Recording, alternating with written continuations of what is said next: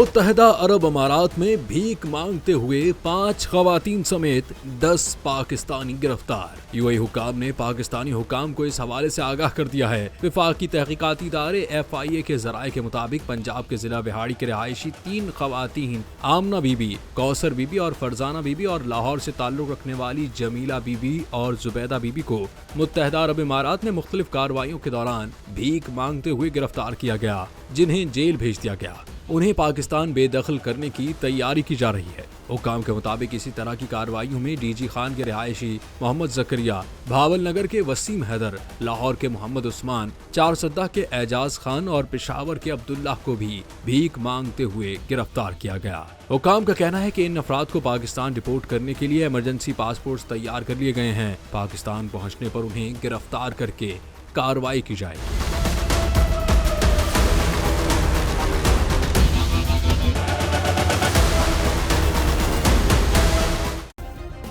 Subscribe करें और bell दबाएं ताकि कोई खबर रह न जाए।